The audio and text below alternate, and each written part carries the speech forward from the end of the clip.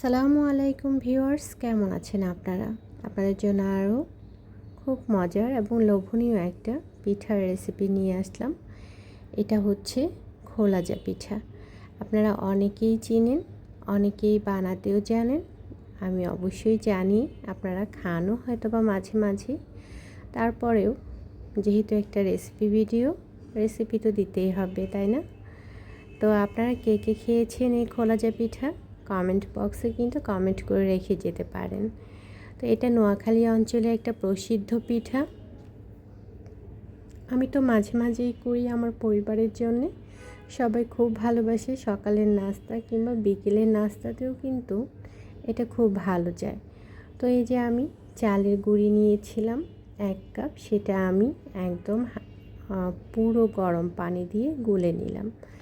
এখানে পুরো গরম পানি দিয়ে গুলে নিলাম, কারণ এটা আমার শুকনো চালের গুঁড়ি ছিল।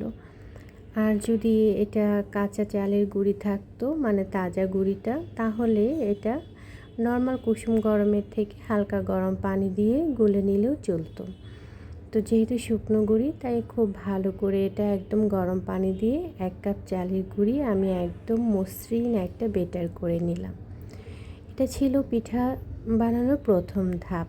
তো দ্বিতীয় ধাপে আমি এই যে আরও 1 পট চাল দিলাম। এটা আমার আর কি ড্যানিশ কনডেন্স মিল্ক যেটা, সেটার পট। আপনারা আপনাদের মেজারমেন্ট কাপ দিয়েও মেপে নিতে পারেন।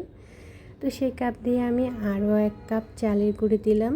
এটা কিন্তু আমি এখন একদম নর্মাল টেম্পারেচারের পানি, ঠান্ডা পানি যেটা, সেটা দিয়ে গুলে নিব। এখন আর আমার কোনো গরম পানি লাগবে না। প্রথম অংশটুকুই আমি শুধু গরম পানি দিয়েছি। এরপরে আমি খুব সুন্দর করে এটাকে ফেটিয়ে নিব। একদম মসৃণ একটা ব্যাটার হবে। পিঠা মানেই তো অনেক মসৃণ ব্যাটার লাগে। যতটা যত্ন দিবেন সেটা ততটাই ভালো হবে। আসলে শুধু পিঠা কেন, যে কোনো কাজেই আমাদেরকে অনেক বেশি যত্নশীল হতে হয়। তো হাত দিয়ে করলেও এটা চলতো, হাত দিয়ে না করে আমি হুইক্স দিয়েই করছি, হ্যান্ড হুইক্স দিয়ে। তা আপনারা হাত চাইলে হাত দিয়েও করে নিতে পারেন।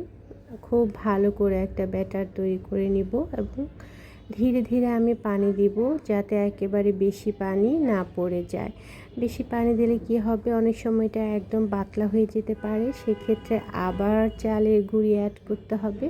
তখন কিন্তু আর পিঠাটার মানে টেক্সচার ঠিক হবে না, সফটনেসটা চলে যেতে পারে, সফট হবে না।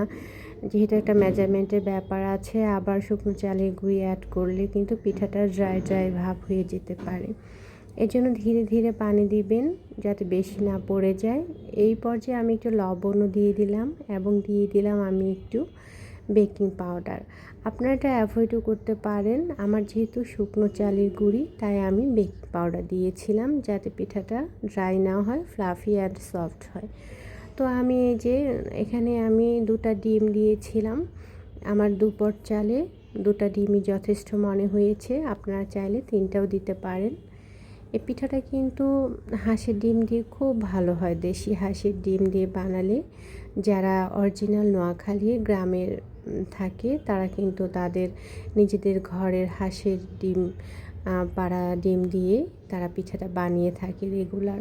এবং হাঁসের ডিম দিয়ে বা দেশি ডিম দিয়ে পিঠাটা বানালে আরও অনেক বেশি ভালো হয়। অবশ্যই ডিমটা নর্মাল টেম্পারেচারে নেবেন, ফ্রিজে থেকে আগেই বের করে রাখবেন। আসলে ঠান্ডা ডিম দিলে পিঠাটা ঠিক মতন ফুলতে চাবে না। আর ডিমটা অবশ্যই একদম বেটারটা গোলার লাস্ট পর্যায়ে দিবেন।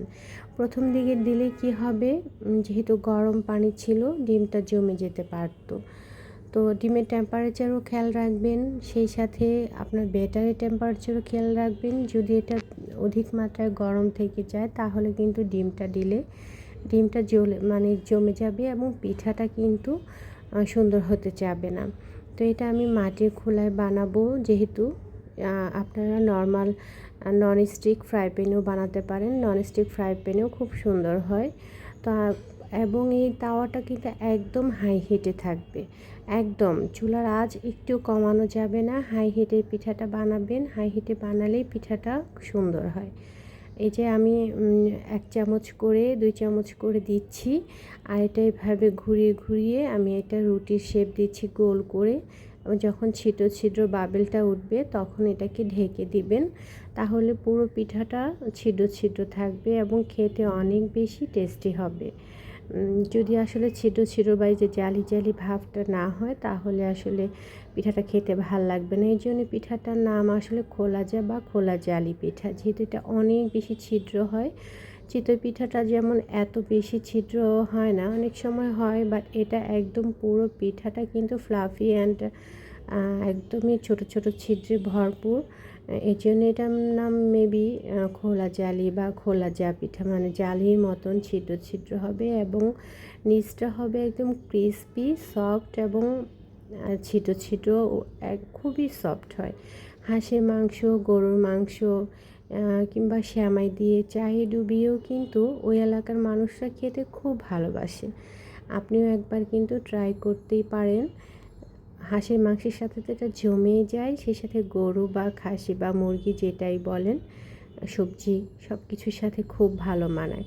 আমি দেখেছি ও এলাকার বাচ্চারা তো চায়ে ডুবিয়ে ডুবিয়েও এই পিঠা সকালবেলা খেয়ে নাস্তাটা সেরে নেয়, একদম মায়েদের কোনো জ্বালাতন করে না।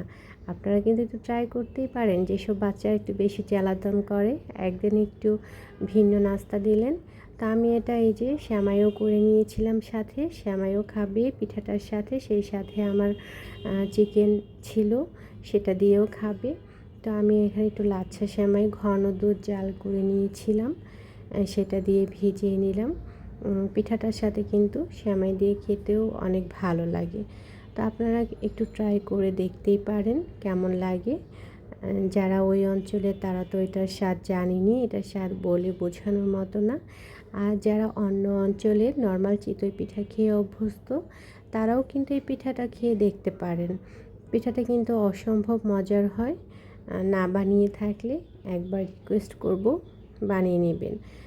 যদি ভালো লাগে নিজেদের টাইম লাইনে শেয়ার করে রেখে দিতে পারেন, যখন ইচ্ছে রেসিপিটা দেখে বানিয়ে নিতে পারেন। তো এই যে ছিল আমার ফাইনাল লুক, দুটো পিঠা, এক বাটি সেমাই, এক বাটি চিকেন, অসম্ভব মজার কিন্তু ছিল।